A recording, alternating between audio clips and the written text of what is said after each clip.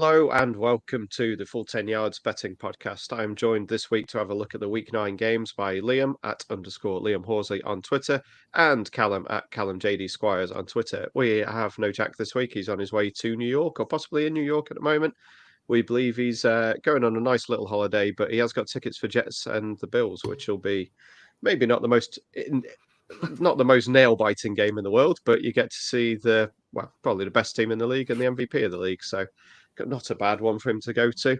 Unfortunately, we're all stuck here in rainy Britain. I'm looking forward to the games. I have tomorrow off work, so I will try and get up to watch some of the Eagles game. Probably only need to watch the first 20 minutes or so because first half is probably going to be a lot higher scoring than the second half. But yeah, I'll see whether I can be bothered. Liam, how are you today?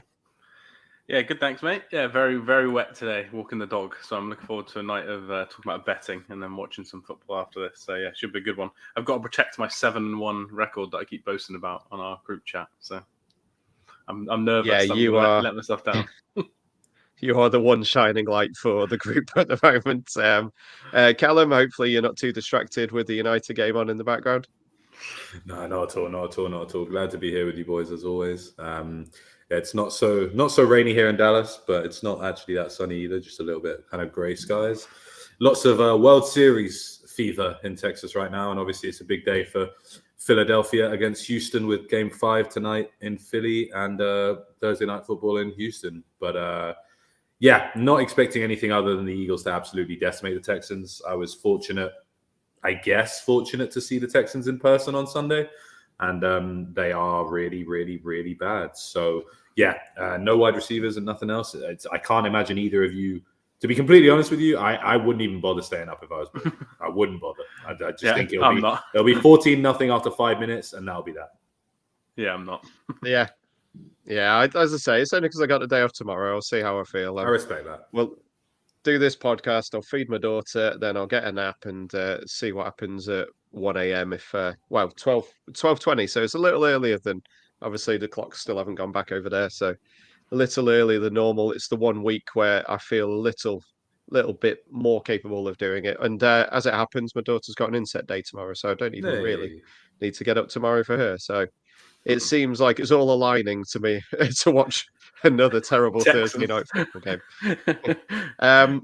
I think we'll count that as our preview for the Thursday night game. Sorry. We'll go with it. It's gets it out of the way. Eagles are 14 points, I believe, at the moment. Favourites with a total of 48.5, I think it was. I think it was actually quite a high total. Yeah, it was. Looking a minute ago. I think we all kind of agree that Eagles will get ahead and leave it there. I believe the Texans have actually been quite good through the first 3 quarters of games this year. I think that may come to an end tonight against I'm not going to say the best team in the league, probably second or third best team in the league with the Bills and Chiefs alongside them. Obviously, they've got out to an unbeaten start, and we were talking in the Full 10 Yards chat group whether they could go 17-0 for the season. Obviously, we mentioned it last week on the pod where it was 12-1. I'd imagine it's coming in slightly after they won last week. But it's a distinct possibility. I know for some reason some people thought that the Packers could give them a scare. I think that's ridiculous, frankly. I made sure I laughed at everything every time anyone said that in the group. I think there's a very strong chance, and they may well rest players after 3 quarters in this game as they did at the weekend. We will see. Liam, any opinion on tonight's game? Yeah, I'm in our group chat whether to make this the best bet because I picked last this week because I wanted to let the other guys go first because you're struggling so much, you see. So so I wanted to pick this game, but I could just see some backdoor cover from Dameon Pierce, 70-yard TD or something, so I decided against it. But I quite like the first half spread, -8 is what I saw yesterday. And then we were talking about it as well. The team total for the Texans is 15.5 on Sky. And I think I'll be betting the under on those, probably rather than the spread. But I think the Eagles will probably win comfortably. Callum, anything on this one? No, I mean, pretty much Liam's absolutely spot on. I mean, the Texans had 3 points through 3 quarters and 13 minutes, basically, on Sunday. and finally remembered that Brandon Cooks was on their team, though he won't be playing tonight, and they got a couple of big complete fantasy matchup, which was pure wonderful garbage time nonsense. But yeah, the Texans just didn't look like scoring all day. I think they had 66 yards passing until that final drive. It's just bad. There's nothing to get excited about. Pierce himself is fantastic, and I think he looks like the kind of guy that they will build around. But right now, they have nothing around him. And if you're the Eagles, who are a better defense than the Titans are, you load the box, force Davis Mills to throw to OJ Howard and Brevin Jordan and Chris Moore and Philip Dorsett. I mean, with what the Eagles have done to actual good teams, I can't for the life. Think about what the Eagles did to the Vikings when they have Thielen and Jefferson. None of those names I just said there are anywhere near Thielen and Jefferson. So yeah, for me, I just can't see anything other than an absolute domination by the Eagles, to the point where I'm almost considering benching Eagles players in fantasy leagues that I have them in, because I think the game might be over so quickly that they may not be able to get the points I would want them to get, if that makes sense. So yeah, but straight up Eagles all day for sure. Yeah, I've got Devonta Smith in one of my teams, and obviously after doing very little last week, I feel I have to play him this week. I do also have Jamar Chase and Mike Williams on that team, so even more reason why I have to play Devonta Smith this week. It managed to accumulate a bit of a dream team for wide receivers, and two of them are injured. So yeah. So without any further ado, we will get on to the weekend spreads. I will go with... Who am I going with first? I'll go with me first, just to get out of the way. I've gone with the Patriots -5 hosting the Colts with a total of 40. This is Bill Belichick against essentially a rookie quarterback, and Bill Belichick owns rookie quarterbacks.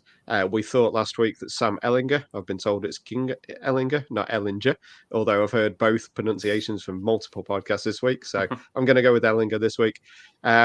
I was told that he'd run a lot and be very mobile, and he did very little of that last week. So without him, with Jonathan Taylor probably missing out this game, they traded away Naeem Hines. They are going, I assume, with Deion Jackson and Sam Ellinger. I just don't think they're going to put up a lot of points. We've seen Ramondre Stevenson for the Patriots being able to do a lot better job than Damian Harris. It looks like due to the Harris injury, he has now gained that role, and it's going to be his going forward. So yeah, I just think the Patriots -5 should be a relatively easy cover, but obviously I've thought that for the last 7 weeks and it's not gone well. So I will leave it at that. It's as simple as, for me, Belichick against a rookie. Yeah, I'm completely with you on that one. I think it's a really good bet. I'd also like the under 40. I think it'll be a low scoring game. I am going to bet Ellinger's rush totals again because they'll go down now. And he will up it because he is mobile. But yeah, he didn't run around at all last week for some reason. But yeah, I think it's a good bet. I think Sky Bet as well. You can do -4.5 and the under combined for 2-1, which I'll probably do. But yeah, I think that's, I won't say a sure thing, but near enough sure thing. Yeah, I want to try and say that I think Ellinger can pull the upset here because I really don't think the Patriots are very good, especially offensively. But it's hard to look past Belichick against a rookie quarterback. It's not one that I will probably take either side of because I don't want to back the Patriots -5, and I don't necessarily believe the Colts will cover +5. So it's probably one I'll stay away from. But it's hard to disagree with it if you're going to pick one of these two sides. That's very fair. We will save the best till last on this one, so we'll go with Callum next up. Yeah, so the Dolphins bounced back against my Detroit Lions. Had a good performance, nice comeback win. Enjoyed the cover at the end there. I just think the Dolphins' offense looks very good. The Bears just gave up 49 points to the Cowboys. While I think the Cowboys are a good team, I don't think the Cowboys' offense is as good as the Dolphins' offense right now. Dak is still working his way back. I don't feel like it's unfair to say that as good as CeeDee Lamb is, I think Tyreek Hill and Jalen Waddle is a significantly better 1-2 punch than Lamb and Michael Gallup. Tony Pollard obviously had a big game for the Cowboys against the Bears, so I'm quietly looking for Raheem Mostert to have a big game this Sunday as well. I think you can get decent props on his yardage over maybe anytime touchdown scorer.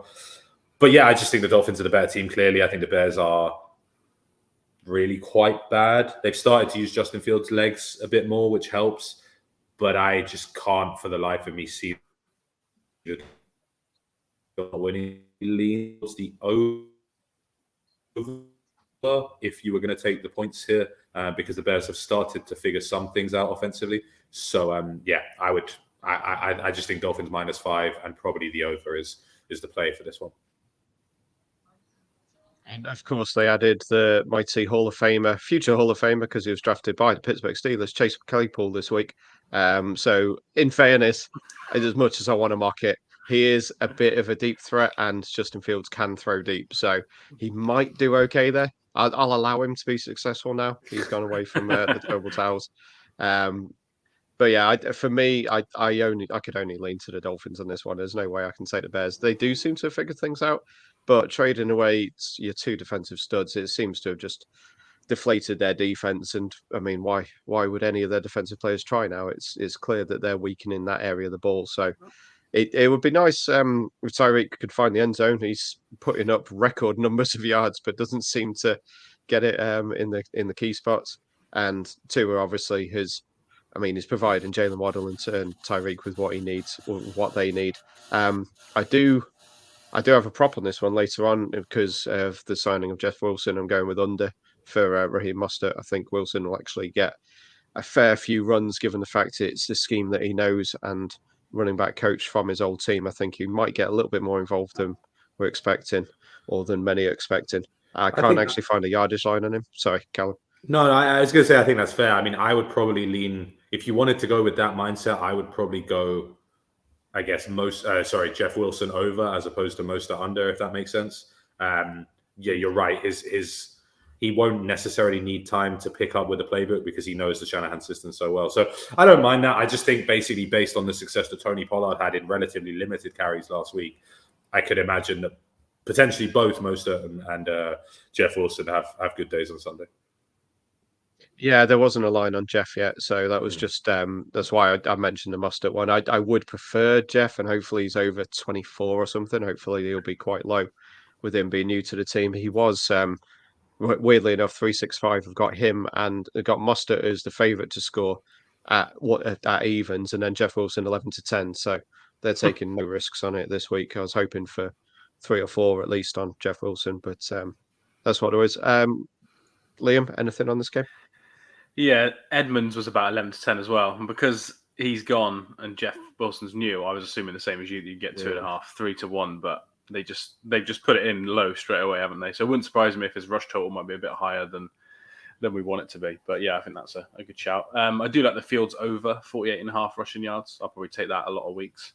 He is running now. I am a Justin Fields fan. He's played very well the last couple of weeks. So my best bet for this game would definitely be the over. I think these are two bad defenses by most metrics, and I think they'll score a lot of points, both teams. But yeah, Dolphins will score more. But yeah, I think it'll be over 45.5. So that'll probably be my best bet. We'll see. I think Claypool's going to play, so it's another weapon. And Fields hasn't had many weapons, and he's managed to put up 20 odd, 30 odd points a couple of times now. So yeah, I think it'll be an over game. Yeah, there's I heard on another pod there's a little worry about the weather. Could be a little bit wet and windy there, but it's one to keep an eye on. But otherwise, yeah, it's hard to say. It's hard. You're not going to take the under, especially after the games that both of these teams had last week. Liam, what was your actual best bet for the week? My best bet, unfortunately for you as a Aaron Rodgers hater, is Packers -3.5 at the Lions. I was surprised the under-over was as high as it was at 49.5. I have to say, I did think, even with the Lions game, I did think it would be less than that. But yeah, I'm obviously just going to go with the better quarterback of the two. They actually played quite well against the Bills. They obviously covered that 10.5 that I said they were going to cover. I did think they were going to win the game as well, but it didn't quite go as planned from that front. But yeah, they ran for 200 yards on the ground finally, so they are using that. So I do think we're going to see that. And the Lions are just a terrible defense, and they've just traded their second best weapon to the Vikings in TJ Hockenson. So for me, I just think the Packers will win by a touchdown. I would prefer this to be 3 and then get a push at worst, but yeah, I think they'll win by a touchdown. I don't think the Lions can stop them from scoring, even though the Packers haven't been very good on offense. Yeah, I'm fully expecting the Aaron Rodgers bounce back game here. He owns both Chicago and Detroit. I think the ownership of Detroit is undersold just because of the Packers-Bears rivalry. But Rodgers against the Lions, it's hard really to see how Detroit can win this game. The Packers have been bad, though I actually thought they showed a little bit of fight against the Bills, that they could have crumbled and really completely given up, but their defense managed to hang in and keep it, I guess, respectable, shall we say, by the end of that game last Sunday. So yeah, I as much as I don't believe the Lions are a 1-7 team at all, it's really hard to see how the Packers won't win this one on Sunday. Yeah, unsurprisingly, it's a firm stay away from me on the spread here. We keep saying about Aaron Rodgers having a bounce back, and each week it doesn't happen. It doesn't materialize. They did nothing in the trade window for him. He has come out humbly saying, "Oh, just things didn't work out." But deep down, he's not happy. I do hope that they obviously get the run game going. It seems like the way they should go, and obviously they did last week. But will they carry on doing that? I don't know. Rodgers might see this as a chance to be centre of attention again. You can get the -3 at around 4-5 on Unibet. So again, it covers you for the field goal handicap, or for the field goal spread. On to Jack's one. He's not here, obviously. He's gone for the Falcons +3 versus the Chargers. The total in that game is 49.5. But yeah, I do definitely lean to the Falcons on this one. The Chargers are probably without Keenan Allen again. They're without Mike Williams. It's a game that Justin Herbert should probably still put up points, but we saw last week that the Falcons are feisty and they're top of their division now. They bought in a little bit of help in the trade deadline, nothing massively special, but they bought in a defensive player which they desperately need. They have shown that they can run the ball well, and Cordell Patterson is back training. I'm not sure if he's going to play this one, but I know he's back at least within the squad. And yeah, I thought the Falcons looked quite fun and quite good last week. The Chargers off the bye week, which obviously should help them.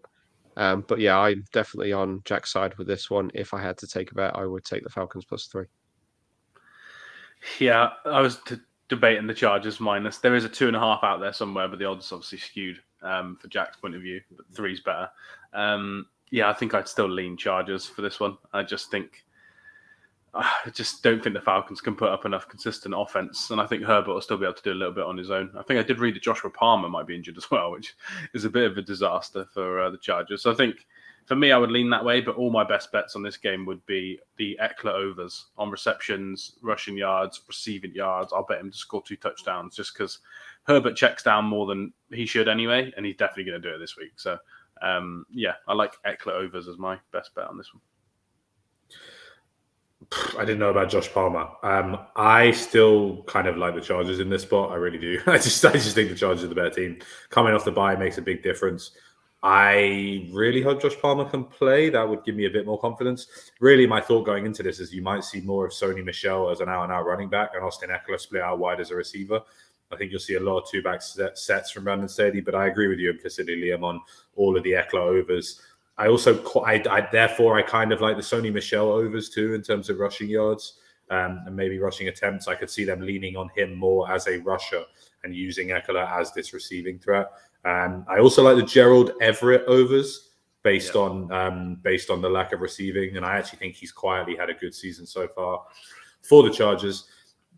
I just think the Falcons' fairy tale has to start to take a turn. They're not a team that should be at 500, to be honest with you, in terms of talent. Arthur Smith clearly doing a good job coaching wise, but eventually I think the talent has to tell, and I just think the Chargers are the better team here, even without Keenan Allen, Mike Williams. I mean, Jalen Guyton's been a player who's made plays with Justin Herbert before. If Josh Palmer can go, he's had a good start to the season. I just think they'll still have too much for the Falcons overall, so I would be leaning towards the Chargers, but what do I know? Yeah, the Chargers are one of those teams that we all think they're great, and then they continually fail. I believe Palmer had concussion, but he's back in training, so cool. I think he will play. DeAndre Carter's the other one I'll be looking at there. I was listening to a podcast. I was listening to a podcast yesterday, and they were saying you should bet -6.5 on both sides on this game because it's just going to be a disaster. Like someone's just going to win by like 2 scores from nowhere, and I do probably agree that it's going to be a crazy game. But we'll see. Yes, we definitely will. Yeah, yeah. As I say, I wouldn't be betting anything on that one. So on to the other games on Sunday night. Bills minus 12.5 at the Jets. It's 46.5 total. As we said earlier, we think Jack's going to be in this game, so we'll try and get some inside information on the weather for us. I'd imagine it'll be fine. Obviously, we're a little early for serious weather stuff. Nothing much to say on here. I'll be taking the Bills minus 12.5. Zach Wilson is not a very good quarterback, and under pressure, he's like second worst in the league or worst in the league, and the Bills will be able to get pressure without sending too many people up there. It's a divisional game, so the Bills will ease off a bit in the end, but they're going to win by 14 in this one. So simple one for me. Bills minus 12.5. Yeah, I think I'll pick against the Bills most weeks, spread-wise, because of how big they'll be, but I won't be picking them against them this week. I love Zach Wilson in college, but unfortunately, he's proving me wrong at the moment. So, yeah, I'm with you. I wouldn't touch the total, though, at all. But, yeah, I'd probably have to lean Bills minus 12.5 as well. Yeah, it's not one that I'd particularly like to get involved with. I just hate betting double-digit spreads, but it doesn't feel like anything other than a comprehensive Bills win, to be completely honest with you. The Jets have faded rapidly. And they would have one less win than they do if Tua hadn't been concussed, just to put that out there. So, I can't for the life of me really trust the Jets against the Bills here. Buffalo keep rolling. Simple. Yeah, I think the Jets are 1-3 at home this year as well, so it's not like homecoming is going to do anything good for them. Hopefully, homecoming will do good for the Bengals. They are 7-point favourites, hosting the Panthers, total of 42.5. Over on the total is my one in this one. The Panthers showed that they can put up points this week. The Bengals lost Chidobe Awuzie for the season. He is their best cornerback. So I believe they will be able to get thrown on. And Joe Burrow, he bounces back very well from losses. He's one of the best QBs in the league when he's coming off a loss. They looked fairly terrible against the Browns at the weekend, but Browns have got a very good pass rush. Panthers have got Brian Burns, who has, he garnered the attention of the Rams, apparently, for 2 first-round picks before the trade deadline. But I don't think they're going to get the requisite pressure that will put Burrow off. If I had to lean anything on the spread, I'd lean to the Panthers plus 7 still. I thought Deonta Foreman looked really good last week. To be fair, in the limited work I've seen of him, both at the Titans and elsewhere, I thought he looked really good, to be honest. So I was quite happy to see him score a few times last week, which was quite nice. But yeah, this week, I think the over for me on this one was close to being my bet of the week, to be honest. I think it could be easily 50-60 points in this one. Yeah, I like the over as well. I'd be interested to see what both team totals over is as well, because we might be interested to take them alongside it. But in terms of the spread, I probably would go Panthers plus 7 if I had to pick a spread. I think it was 7.5 when it first came out. So it's shop around, see what you can get out there. But their defensive line is good. It gets a lot of pressure. Obviously, we spoke about Brian Burns. He gets a lot of pressure. The Bengals, weirdly, left tackle, who was actually good last year, Jonah Williams, has been pretty bad this year. So we'll see. Because Brian Burns rushes against that side more traditionally than the other. So, I just think that their defense could cause the Bengals problems, and Burrow's numbers without Chase aren't as good. But, definitely a game they can win. But, I think the over for me is probably the best, and I would lean Panthers plus 7.5 if you can find it. Yeah, I kind of agree all around. I think this is weirdly, PJ Walker seems to have turned this team into an offense. I agree with you that Deonta Foreman looks really good. Glad I managed to snag him on a few waiver wires. I do like the over here for sure. I think, Burrow is going to put up points. And as I said, DJ Moore appears reborn with a new quarterback. As much as I wish he had been performing like this with Baker, PJ Walker seems to be turning it around for the Panthers. So, 7 feels a weird one. I mean, if you could get 7.5, I would definitely take the Panthers. But then equally, if you could get 6.5, I may take the Bengals, which kind of says this spread is kind of right around where I'd expect it to be. I could honestly kind of see it going either way. So, I would lean over. If you held a gun to my head at plus 7, as is likely to happen here in Texas, I would probably lean Panthers plus 7 just about. I heard someone saying earlier that PJ Walker doesn't have to play for his job, so he's obviously a little more gung ho rather than Baker, who was playing for his future essentially in the league. So he's possibly a little bit more conservative with it, and in his voting as well, probably. So next game up, I have the Raiders minus 1.5 at the Jaguars with a total of 48. Who knows? Frankly, after backing the Raiders. Well, after thinking the Raiders would do well against the spread last week, they put up a 0. Admittedly, there was illness in the camp, so I'm hoping that was what it was and that they're going to be better for this one. Apparently, they've stayed in Florida. So weirdly enough, they've had less travel this week than the Jaguars who are coming back from London. Although the London Jaguars have obviously done it many, many times, so that they know how to deal with it. Other than that, I really don't know what to go on this. I would definitely be going with the Raiders -5 if I had to. Unfortunately, I don't. And who knows on the total either? Frankly, it could be anything this game. So I'm just going to leave it there and just say I have no idea. Well, personally, I hope Devontae Adams plays better because I made a massive trade in fantasy. They got me Devontae Adams and Alvin Kamara last week, and then Adams put up -1, so that was a good start for that trade. Well, we did all right. Yes, he did. If I had to pick a spread, though, I would actually be going with the Jags. The Jags are like so high up in all offensive metrics for advanced analytics, except for when they get to the red zone. So for me, I just think they're a much better team. They've got better players, minus a couple of superstars for the Raiders. So yeah, I would probably lean Jags +1.5, but I definitely wouldn't touch the total because, like you said, God knows what's going to happen with these two teams. Yeah, I was kind of happy to see Derek Carr revert to his normal self of being absolutely useless last week. It was a weird performance from the Raiders. I've been unconvinced by them pretty much throughout this season, and certainly Sunday, didn't give me any reason to really believe in them long term.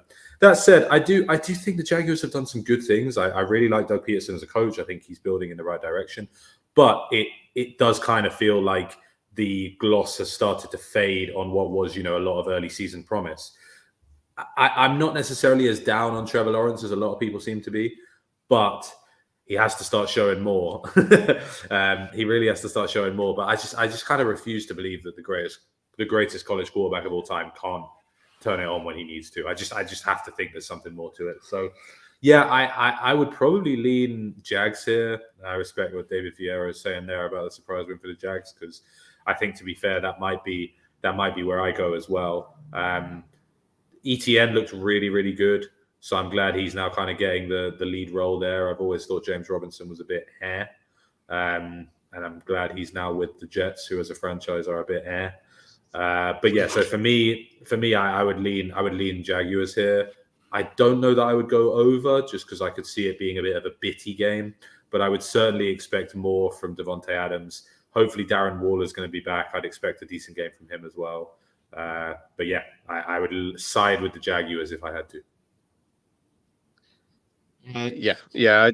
I am definitely not a Trevor Lawrence fan. I think he got a bye for the whole of last season because of the coaching situation, which to a certain extent I agree. But if you watch his games, he overthrows so many passes, and that interception last week was just disgusting. It was terrible. It was first down, though. He had no need to throw towards the end zone at all. He should have just thrown it away. And it's little bits like that, fair enough, last year might have stinted his development a little bit, but coming out as God's gift to football, the new Andrew Luck and all that kind of stuff from college, maybe my expectations were far too high from him, and that he might be just a middle of the road quarterback and he'll get there with it. But yeah, I agree again with David Fierro that Josh McDaniels, I don't think he's going to get the sack, but he's definitely should come under some pressure for how they've done this season. It's a talented team, and they don't seem to have got things going. And obviously, Josh McDaniels did not last long last time he had a coaching job, so he was probably hoping for a little bit better this time around. Next up, we have Vikings. Kirk Cousins, Vikings -3 at the Commanders with a total of 43.5. I think we all agree that the Vikings are lucky to be 6-1 so far this season. I don't think anyone's going to argue lucky that. But coming up, it's the understatement of the century. a little overrated. But last week they scored on 5 out of 5 red zone drives, and that was coming off their bye week.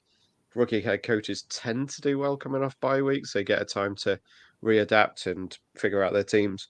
I do know a lot of people are on the Commanders this week, though. The RJ Bell podcast that I listened to, they had the Commanders as one of their best bets for the week because they're a lot better with Heineke under centre. He will throw to Terry McLaurin, get him going, and Antonio Gibson has looked quite good in the passing game now that he's not the main running back. I would like more from Brian Robinson, but let's be fair, he's coming back from a pretty terrible start to the season after getting shot. So it's difficult to be critical of him. But yeah, I would definitely be leaning the Vikings still. I know it's the public side, and I know it's the one that most people will be on. But at -3, it's only a field goal, and I think they should win this game. The total, I'd probably go over on the total as well. It's another low total, much like the Bengals game. That is one that I'll be looking over. Yeah, same here. I like the over 43.5, and I love the Vikings -3. Second best team in the NFC right now. 66% chance to have a top 2 seed as well in the NFC. If you with the strength of schedule, because they've got some easy games coming up at the end of the year. So yeah, I think -3 is a smash play for me. Jefferson, they're starting to use him in the slot again a little bit more after last week, which they did in the red zone actually for one of their touchdown drives. And now they've got TJ Hockenson that we spoke about earlier. He's obviously left the Lions. He'll probably play in this game because Irv Smith's banged up for probably the rest of the season, to be honest. So yeah, I think the Vikings are far too good for the Commanders, and they'll win with ease.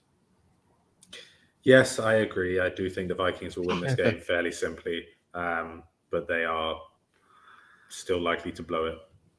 I think they'll win this game comfortably. The Commanders are terrible. Though, I do have a question: will the Commanders as a franchise get our owner who we hate is selling the team bounce? Like, you've heard of new manager bounce, but have you heard of for sale bounce? And if any team is likely to go on the road and bottle it against the team they should be, I still think the Vikings are in a top 3 bottlers in this league. So yeah, I mean, it's difficult because people talk about chargering and all those things, but I think Vikinging is a thing as well, and they lose games they should win. So yeah, not one that I will like to take a side here, but it is hard to see the Commanders being able to keep up. Though, is Chase Young playing this week? I think he might be back this week. He can practice now, but they've got till Saturday to declare if he's off to play. So yeah, he might play. I could see Chase Young eating Kirk Cousins alive. That would be fun. So yeah, we'll see. But it not one that I would like either way. If I had to, I'd probably go over on the points. I think that's probably the safest play because Heineke, for all his craziness, will just get you some touchdowns at times.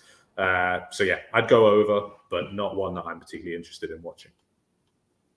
Yeah, I think Kirk Cousining instead of Vikinging is probably the better one. And obviously, it's a Kirk Cousins revenge game, which we probably needed to mention.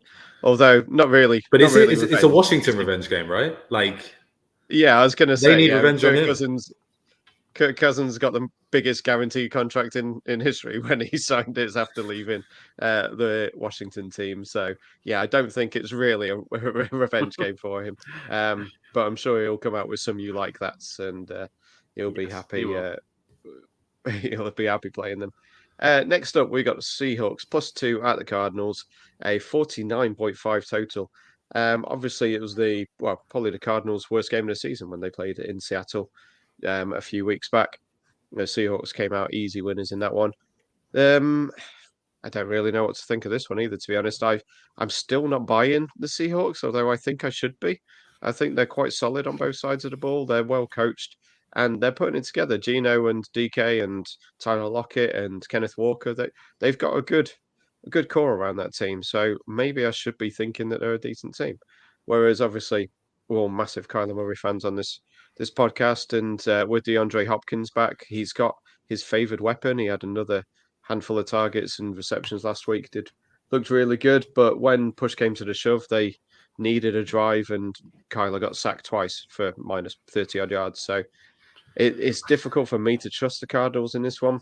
I can't remember the history between these two. Obviously, it's an NFC West matchup, and it's a weird division where someone always owns the other team. I would assume Pete Carroll owns Cliff Kingsbury, because I think pretty much everyone in that division does. But yeah, off the top of my head, I can't remember. So I guess I'd lean to Seahawks +2, and probably under on the total. But again, it's a firm stay away from me, much like a couple of the games that we've got this week. Yeah, I think it is that way around, looking at it, that it's the Seahawks that own the Cliff Kingsbury cards.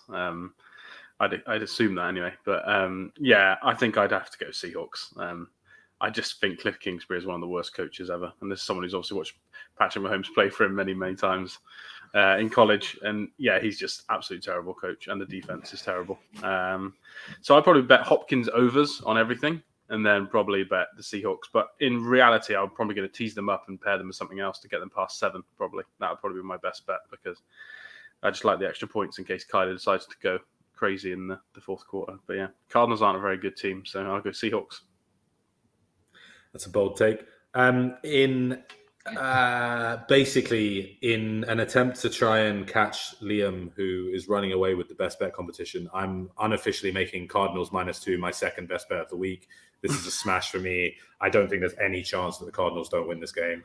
The Seahawks, again, we're talking about fraudulent teams. 5-3 is a ridiculous record for the Seahawks roster.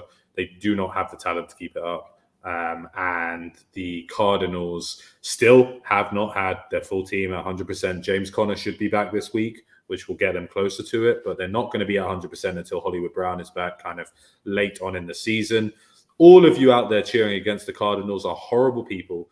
You know Hard Knocks in season is more fun if the Cardinals are good.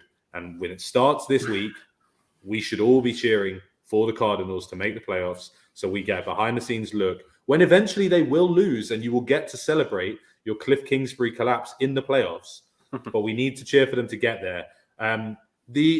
What's wild about this is the Cardinals are only, one game back from the 49ers, who everyone has all of a sudden decided to crown as NFC champions, basically. So if the Cardinals can figure out their offensive line, which I actually think is more of an issue than the defense, because those sacks on Kyler, I'm not necessarily blaming Kyler for those. There are times when he sacks himself with how he plays the game, absolutely. But his offensive line have not helped him out. They haven't had a run game, largely due to the James Conner injury, but also the blocking hasn't been good enough up front where they needed to be. I just don't... When you look at these two rosters side by side, I really don't understand the argument that the Seahawks are the better team. Coaching staff, you can say what you like, but talent on the field, I really believe that the Cardinals have a more talented roster in most positions. So, yeah, for me, I just don't see how the Cardinals won't win this game and start to make their playoff push because I really think they are a playoff team. And there is absolutely still a chance they can win this division because of how up and down everyone in this division is. We could see Cardinals versus Vikings in the playoffs, which would be a fun one for the pod. That's what I want. Well, I mean, the Cardinals should have won that game. I mean, it's terrible. Anyway. I'll be honest. Please feel free to assassinate my character now. It's fine. Go ahead. Oh no, I would be taking the Cardinals if they're playing the Vikings in the playoffs. There's no argument with me from me on that one. I would be all over the Cardinals in that. I actually like watching the Cardinals. I have nothing against them. It's just Cliff Kingsbury. Yeah, they are fun. Oh, thanks, Liam. That's the nicest thing. It's the nicest thing you've ever said about the Cardinals. They're fun to watch because they're a disaster. They're so badly run. It's great. There's usually points. Okay, next up, we've got the Rams +3 at the Bucks. 42.5 is the total on this one. Another low one because both teams have been terrible this year. I am most definitely leaning to the Bucks -3 on this one. I think even without Shaquille Barrett, they will still be able to get some pressure on Matt Stafford. And that's where the Rams have been struggling this year. Apparently Cam Akers is back in training as they try and bring him back into the fold after whatever the hell went on with him. Their run game is non-existent at the moment because of that offensive line. Henderson and Ronnie Rivers were both distinctly average last week. And Cooper Kupp is coming in with an ankle injury because they played him in the final play of the game for unknown reasons. Other than Cooper Kupp, the Rams really don't have a whole lot. The Bucks have Tom Brady coming off potential divorce, and hopefully that'll settle things in his mind a bit, and he'll be more focused on the game because there's a little bit of closure there. And obviously they've got very talented offense. They've got Chris Evans, Mike Evans, Chris Godwin, Lenny Fournette, who has been up and down this year. I did a little bit on Ramsey versus Evans, and Ramsey is fairly good against him, but not outstanding. And if you can get Ramsey covering Evans and then that frees up the other guys, then that's probably what you want to do. So yeah, for me, I'm taking Bucks -3 on this one. I can't see anything other than a home win, frankly. Yeah, I'm the same. Taking Bucks -3. I've taken quite a lot though, so there's not much form to this pick. But probably could say the same with the Rams, I guess. But yeah, I agree with you. I think the offense is much better. Brady's actually playing well compared to what people think. I just think the team are playing badly, but he is actually playing well. So I just think he's a better quarterback, better weapons. Offensive lines are probably neutral because they're both terrible right now. And then defense-wise, yeah, again, I think both teams have got a good secondary, and then maybe the difference could be Aaron Donald. But yeah, I'm going to go with the Bucks. I probably like the over as well, not because there's any form to it again, just because the value is there, because you're not going to get this total in many games ever involving these two teams. So there's just a chance that a couple of drives go well, a couple of short fields or something, and you're going to hit this over easily. So yeah, I do like the over, and I'll probably go Bucks -3 as well. Yeah, I mean, if I told you that this game finished Bucks 24, Rams 21, would anyone feel like that was outrageous? I don't think so. So for sure, the over is 100% the play. I think. It feels weird to say that either of these teams wouldn't score 3 touchdowns in a game. Obviously there's form that says that they haven't been, but there's the talent on both sides to suggest that they should be able to do that. And what was the Bucks calling card once upon a time was their defense, and it doesn't look the same. So you have to assume that maybe these two teams might actually be the right tonic for one another to kind of get their offensive going, if that makes sense. Based on what you said about Ramsey and Evans, I have also been liking the look of Chris Godwin overs. Brady loves his short to intermediate routes to Godwin, and I think that he's someone who could have a good day. I would probably lean Bucks as well. I mean, again, we're not making light of it, but you do wonder if the divorce bounce will help Tom Brady genuinely, in terms of having that kind of freedom now to kind of just go out and play without that hanging over him, I guess.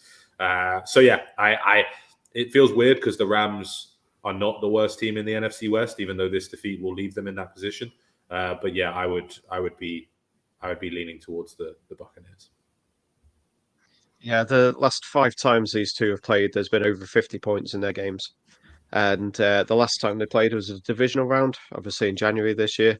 Ramsey shadowed Evans for 69% of his routes, allowing 4 receptions and 7 targets for 88 yards in that game. Although it was a 55-yard touchdown, which helped Mike Evans boost those numbers. So generally does a fairly decent job against him and looks like he will be on him for quite a lot of the game. So yeah, for me, it will be, as you guys said, I do like the over and I do like Chris Godwin bets. On to the Chiefs hosting the Titans as 12.5-point favourites with a total of 46. I'm going to take Andy Reid and Patrick Mahomes off a bye. Obviously, it's kind of generic advice now. Everyone knows it, but it works most of the time. Although the record has got worse recently because the spreads are inflated. We don't know who's quarterback for the Titans, which is obviously disrupting when you're trying to discuss this game. If it's Tannehill, then probably going to knock 2 points off this one. If it's Malik Willis confirmed, then you might be going to 14 because he threw 1 pass in the second half last week. Obviously, that is because they're playing the Texans and it is because Derrick Henry owns the Texans. But yeah, he will run well against the Chiefs. He generally does. But yeah, I mean, I would have to still be leaning to the Chiefs covering the spread on this one. It's not a game I will be getting involved with because of a big spread. And I said earlier in the year, the Titans tend to do well against better teams, and then they got blown out by the Bills. So I would had it not been for that game, I probably would have taken the Titans plus the points. But I saw them get destroyed by a far, far superior team, and I think that could happen here. I would probably lean over on the total, but again, it's not one I'll be taking. Yeah, I think the Chiefs team total was 27.5 when I looked yesterday. So I'll probably take over on that, would probably be my guess. But yeah, in terms of the spread, I'm not going to bet it. I'm a bit of a homer fan when it comes to that. I don't really bet our big spreads because I've seen it too many times where we've absolutely battered teams, haven't scored, and then we've dropped a punt at the 1 yard line and they've scored, and you're like, okay, great, now we've got to cover another like 18 points. So yeah, I'll probably stay away from the spread. I don't mind the over, but in terms of, other bets, I like the Chiefs team total over. I like Juju's over as well. I think they're probably going to double Travis Kelce. They've got some quite big safeties in terms of size, so they're probably going to try and double him rather than leave him one-on-one against a linebacker. So I think in that instance, Juju was probably good for overs. He's played really well, and obviously coming off a bye week, I think there's only a chance that whichever receiver it is, MVS or Juju, probably Juju, I think is going to embed in the offense even more. So I do like his overs. Yeah, hard to disagree. Malik Willis didn't look good, to be frank. They didn't ask him to do much, but what they did ask him to do, he didn't look great, to be honest with you. I think Robert Woods led the team in receiving with like 30 yards. So I just don't see how the Titans keep up, unless they literally go on 20-play, 10-minute drives where Derrick Henry gets 4 yards a play and they drain 39 seconds on the play clock every single snap.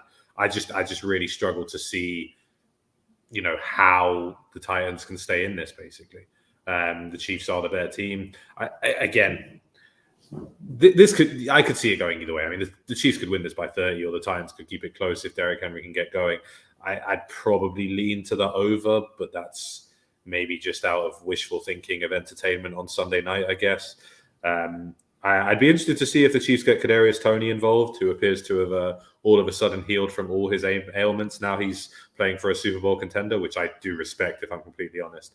I think Kadarius Toney overs. His lines should be very low, I think. And so I think overs, all you really need is one decent-sized chunk play for him, which he is able to do. I think Reed will be trying to show off his shiny new toy and work him into the offense as quickly as possible. So, yeah, I like the Chiefs here, and I like the Juju over especially is one that I like the look of. Yeah, I do love Kadarius Toney. I'm looking forward to seeing how they get him involved in the future. I'm not having anything on this game with him. There's no, unsurprisingly, with him in Sunday Night Football, there's no lines I can see at the moment. But yeah, Malik Willis he had a 60% completion percentage last week because he completed 6 of 10 passes in the entire NFL professional game. So at least his completion percentage wasn't too bad. And yeah, the one pass I believe he tried either completed one or tried one in the second half, and it was when he was going out of bounds. Yeah, one. Lobbed it to the end, lobbed it out of to stop the loss of yards. So yeah, it was not pretty. But they won the game, and Derrick Henry's a machine. So we definitely can't argue with them for the way they played it. And then closing out the week is the Ravens -2.5 at Saints with a total of 48 on Monday Night Football. The Bengals were, I believe, 3-point favourites at the Saints just a few weeks back. So to see the Ravens lower than that is a little bit of a surprise, but they do have a host of injuries and potential players missing out. I think Rashad Bateman's going to miss out, but Mark Andrews should be okay. It still obviously lessens the Ravens' passing attack. But does it matter, really, with the Ravens? They always seem to get the job done. And unlike the Bengals, they have incredibly good coaching and they can overcome injuries to their players, whereas my team can't, which is very frustrating. The Saints obviously looked really good again last week. They shut out the Raiders, and Andy Dalton has actually got them scoring really well in games. He does cost them games as well, but he's probably rightfully the starter for the team. So I would be leaning Ravens -2.5 to be honest, but it's not something I would be looking to get involved with at this point. If I have a decent Sunday, then why not? I may have a little bit on that game. Demarcus Robinson had a decent game with Bateman out of the game last week. So it might be worth looking to see if you can get him at a decent price.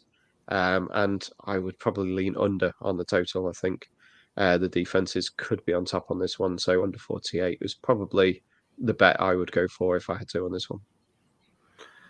Yeah, I like the under as well. Landry and Michael Thomas again still might not play. I don't know if Michael Thomas is ever going to play at this rate. It doesn't seem like he wants to. But yeah, in terms of the spread, I do like the Ravens -2.5. How many games? I've got a friend who's a Ravens fan. And he does not want them to pay Lamar Jackson. So I sent him a stat the other day to try and disprove him. and it was about game-winning drives. And his reply was, "Yeah, but double check how many of them were Tucker field goals, and out of the 14, 13 were Tucker field goals." So if I'm getting the Ravens at -2.5 with him as the field goal kicker, and a coach that just does go for it on fourth down, he manages the game extremely well. He's one of the best coaches in the NFL for that sort of stuff. So for me, this was close to a best bet. I just think the Ravens are too good. Saints have looked a lot better, but still, they've got Andy Dalton at quarterback. So I just think the Ravens are going to win by a field goal plus here. Yeah, hard to disagree with that. I would definitely favour the Ravens on the side here. I kind of disagree with you both in that I kind of like the over because the Saints appear to start scoring points, and I think the Ravens' offense has to get better, I guess, if that makes sense. But yeah, I would definitely lean Ravens -2.5. I think that's the sensible play here, just because I can't really imagine Andy Dalton being Jameis Winston, to be honest with you. Andy Dalton is 8-10 against the Ravens in his career. Unsurprisingly, none of them are with the Saints, but just so you know, it doesn't really mean anything. But yeah, interesting little stat there. Obviously, he's played them many times with the Bengals and one game with Dallas. He played against the Ravens as well.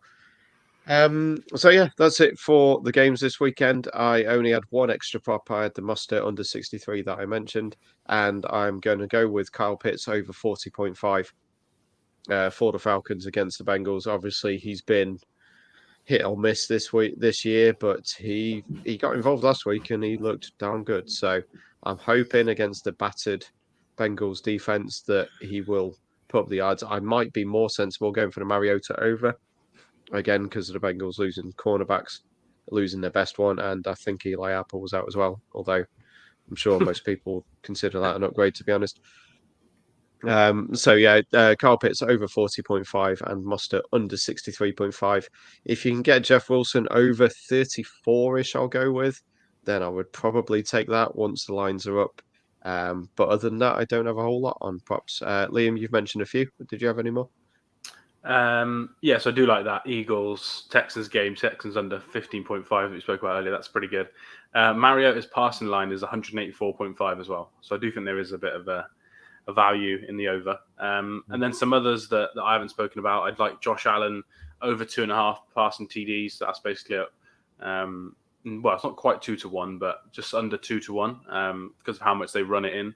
And for some reason, I don't know why. Maybe it's because of last week and the fact they've thrown like 4 interceptions in the red zone this season. Maybe that's why the number's so good. But yeah, over 2.5 for him is good. And unfortunately for Jets fans, I like under Zach Wilson on 0.5 passing TDs, which is 2-1. I just think the Bills could suffocate them, and if they get in the red zone, I think they're going to run it a lot with him as QB. So yeah, I do like those unders. And then you can't get a line on these, but I'm probably going to bet Kadarius Toney to score anytime on Sunday night. But that's unfortunately not out yet. And I'll probably bet Isaiah Likely overs as well, just in case Andrews doesn't end up playing on Monday night. Yeah, I agree. If Andrews is out, definitely go with Likely for sure. Sorry, Adam. Yeah, Likely, annoyingly, he was 7-1 to score last week. I went with Josh Oliver and Nick Boyle because I didn't think Likely was getting involved that much. Yeah, I missed the 7-1 last week. He's probably going to be around 2-3 or to 1, I guess, this week. But he's a guy who blew up in preseason. I drafted him and then dropped him, and now having regrets on that. But yeah, he'd done very little. But yeah, I do like him. He looks a talented kid. So yeah, Callum, sorry, any pops from you? No, yeah, I kind of just mentioned a few as we went along there. But yeah, the Chris Godwin over sticks out to me, especially with Mike Evans getting shadowed from Jalen Ramsey. And yeah, I think you mentioned as well with Chase Claypool, probably to get involved early with the Bears. It seems like he's definitely going to play. So potentially, most of the Bears receiving yardage lines seem to be between 30 and 40 because of how inconsistent Fields is. But yeah, I would take a Chase Claypool over 40-ish for sure if you can find that. So the best way to go on that one for me would be longest receptions for each of them. Annoyingly, they're not up yet. All I can get is David Montgomery over 9.5 yards randomly for his longest reception, which is no use to anyone. So yeah, keep an eye on that one. I think obviously Justin Fields has got a big arm on him, and they do either run the ball or go for chunk plays. So yeah, with Claypool there, probably what 26.5, 25.5, something around that. I think I'd probably go for the over on Claypool because he does have the ability to do it. I think he kind of checked out in Pittsburgh with the QB play. So maybe with a new start, with a fresh start, he'll be a little bit better. But yeah, so with that, we're under an hour. Check us out. We will say goodbye. So yeah, goodbye to Liam, Callum, and myself, and fingers crossed for a decent weekend.